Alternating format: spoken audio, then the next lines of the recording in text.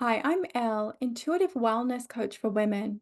And have you ever tried to phase out of eating so much packaged and processed foods? Did you find it really difficult to say no to them? Well, that's by design. They are created to keep you addicted. But today we're going to explore my top 7 tips to help you make healthier choices that can support your mood, beauty, and overall wellness. When you are phasing out of processed and troublemaking foods, it can be like somebody stopped the party. Suddenly, there's no addictive highs that are a result of things like natural flavors, MSG, and modified starches. So, here are my top 7 tips to help you to transition into a more natural, whole food predominant diet and still keep the flavor party going. Tip number 1 is to explore global cuisines. My first tip for you is really to explore a variety of international dishes. There is high impact flavor to be found in some of the international dishes that you may not have tried, especially these curry dishes. Whether it's from Thailand or India or Africa, you can have a dish that's mildly spicy, sweet, umami, and has that kick of flavor, all the way up to something that's tingly and very warming and a hot spice level. So explore curries from all over the world. Some other international dishes from all over the world, whether from Mexico or Japan, are just so naturally flavorful and they combine such interesting combinations of health giving herbs and spices that not only taste amazing but can imbue your immune system. Some of my favorite global dishes are green Thai curry, honey sesame air fried cauliflower bites, fish tacos or jackfruit tacos, dosa Indian crepes, or healthy homemade Italian dishes with lots of garlic, pesto, or truffle oil on top to give it that irresistible gourmet fragrance. I like to buy spice mixes too. Some of my favorites are Five Spice for making Asian dishes. This has star anise for a really interesting flavor kick, and it's great to use on salmon or in a homemade healthy ramen dish. And you can use millet noodles for that, and shiitake mushrooms and leeks. So have fun exploring these global cuisines and get creative, get adventurous. Some of them are really packed full of beautiful flavor that's going to keep your taste buds excited and you won't miss those highly processed foods. My second tip for you is to become a connoisseur of something healthy. I've done this with honey and with olives. Having studied the remarkable properties and the research done on olive oil at Harvard, I invested in high quality small batch olive oil. And I can tell you that it is an acquired taste. It can be pretty spicy or peppery, but I drizzle this lightly over salads and it has amazing health benefits. I've also sought out olives that are packed in brine and don't contain vinegar or citric acids. I found that by greatly reducing these in my diet, it's helped me with my detoxing of processed foods and it's leading to better liver function as well.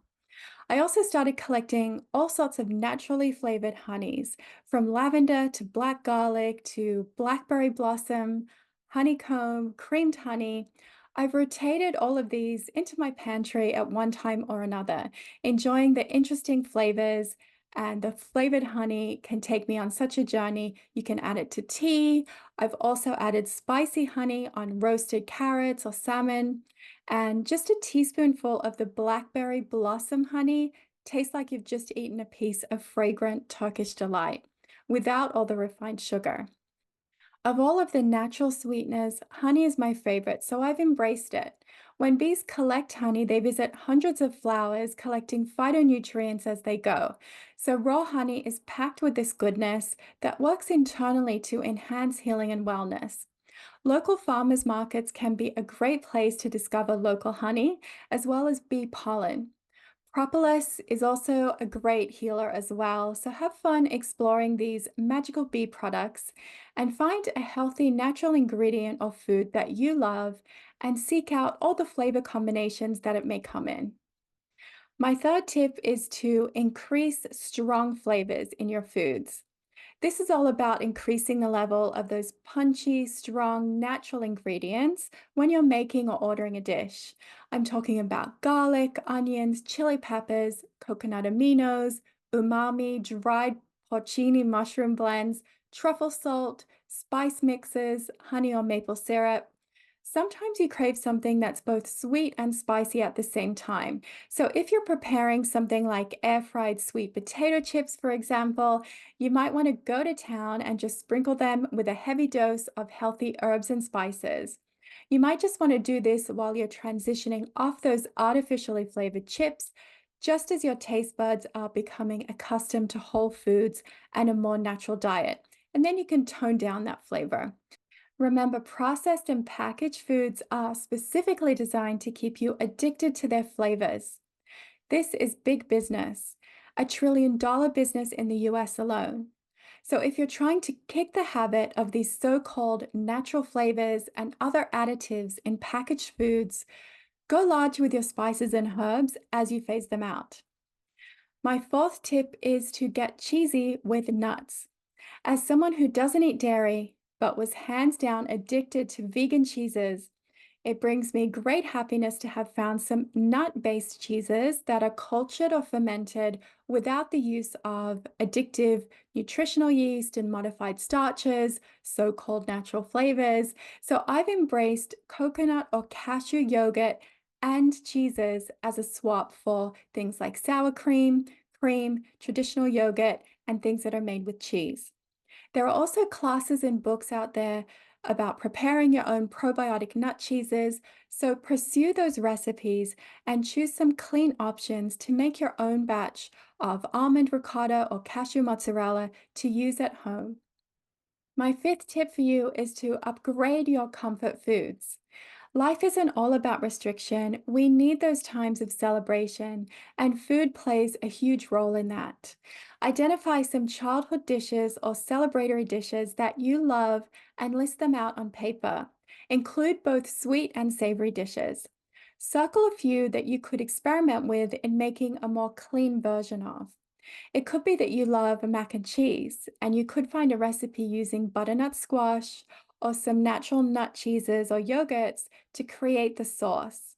Sometimes I make a cheesy sauce in the blender with some soaked and rinsed cashews and a little roasted red pepper. Believe it or not, that gives it a cheesy taste.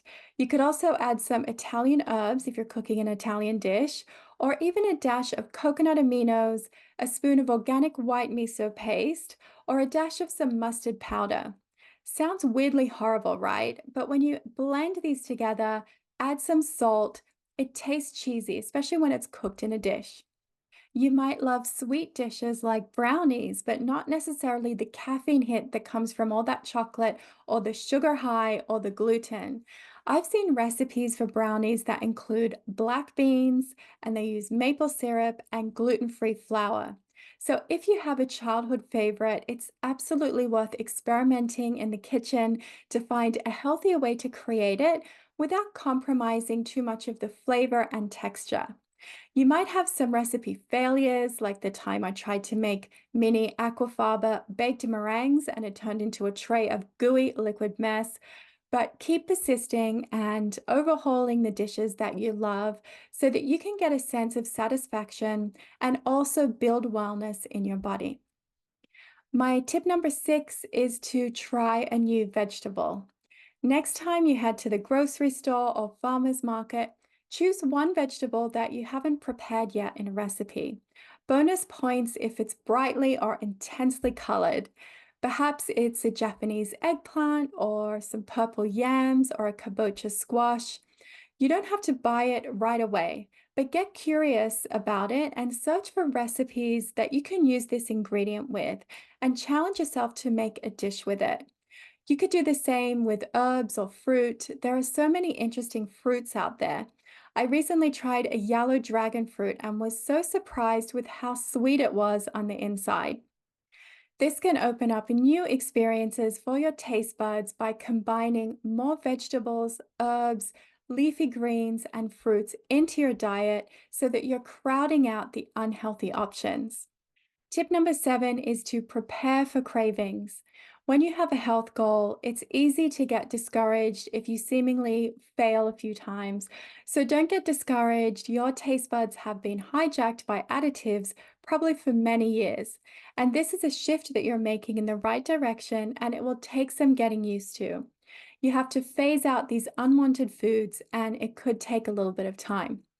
Also, if you're a woman, you may have to consider your cycle. Your hormones are going to be changing over the course of a month, and it's completely normal to have cravings at certain points in this cycle, particularly the luteal premenstrual phase.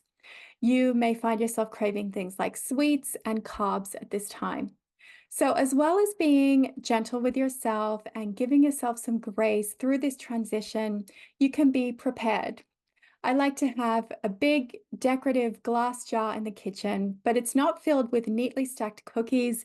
It's filled with these little sweets that are made just from one ingredient of mango or orange or passion fruit. They are chewy and sweet and made of dehydrated fruit, but they taste like candy.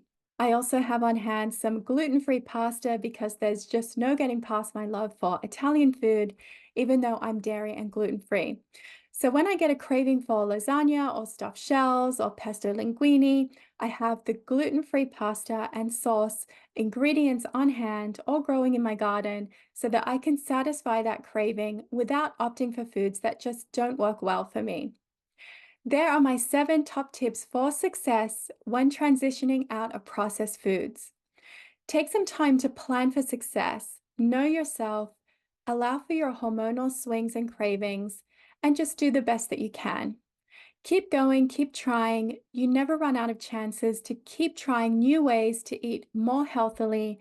And best of all, enjoy the colorful, flavorful new foods that you are choosing for your health and wellness for years to come. If you'd like some personal coaching in this area, visit thecyclediet.com. This conversation is making me hungry, so I'm going to go and make some lunch. But let me know in the comments if you've tried any of these techniques for phasing out of processed foods or if you're going to try one of them. Thanks for being here. Like and subscribe for more wellness tips.